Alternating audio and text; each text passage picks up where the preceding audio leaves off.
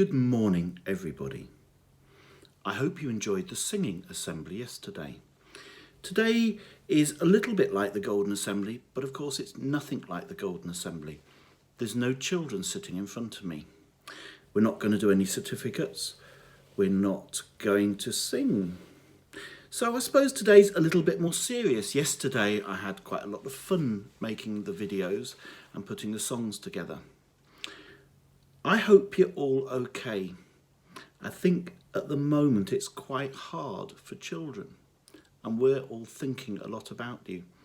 I know lots of you have engaged with things on the website, and I hope you carry on doing that, and we'll keep putting new things on it every day. I walked to school this morning and I walked through Heaton Park, and I noticed the birds singing. I'm going to play you a little clip of me walking through the park. Listen really carefully.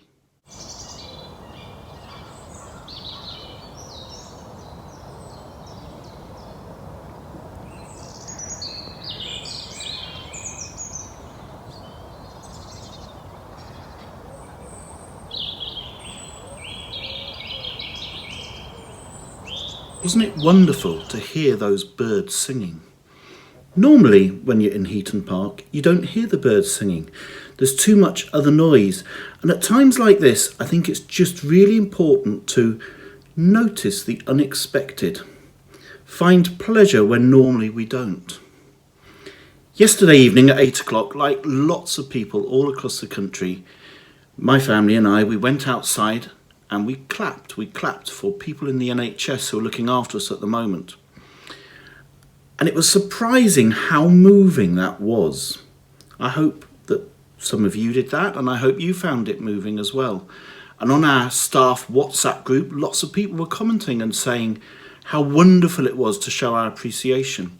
It's been really interesting in the last weeks that we've actually started to think about who's really important in society, who are the key workers, who are the people that keep things going. And perhaps we're re-evaluating some of the things that we think or that we thought before. Because actually without doctors and nurses and teachers and people stocking shelves and working in shops and delivering things, without those people, we wouldn't really be able to cope in our country.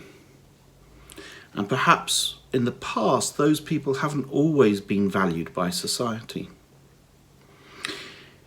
It's made me think a little bit recently about my grandparents. Here's a picture of my grandparents. If they were alive, they'd both be over 100 now, and they've been dead for some time. But they had a big influence on my life when I was a child, like grandparents often do. They were both alive and adults in the Second World War. My grandmother, or my nana as I called her, she was a teacher in a primary school.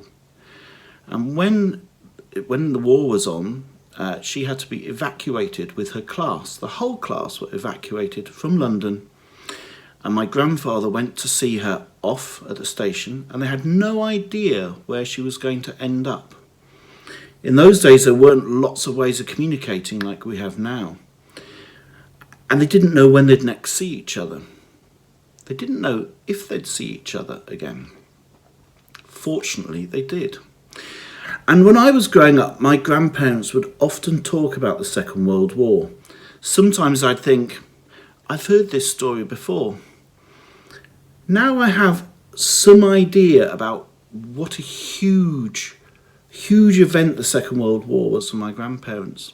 And I'm sure that for many years to come, we will talk about the time that we had the lockdown, the time that the schools were shut, when people in our country were really worried about the coronavirus. So I'm thinking a lot about my grandparents at the moment, and always good to think about those older people in our lives and show our appreciation for them. So my key messages for today are: take time to appreciate those small things. Be as positive as you can be. Look for those positives and be grateful. Thank those people who are looking after you. And value the older people in our society. If you're lucky enough to have grandparents, Think about how you're keeping in touch with them, because you're probably not seeing them. Let them know that you value them. Also on this page for this week, you'll find Mr. McVitie's Golden Roundup. Have a listen to his thoughts. And Mr. Gardner has recorded The Time We Spring Cleaned the World. It's a poem. Have a listen to that. Have a look round our website. There's new things coming every day. Mrs. Pearson's put quite a lot of things on the Thrive page. Things about well-being and looking after yourself.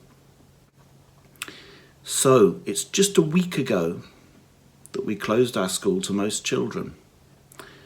We're still thinking of you.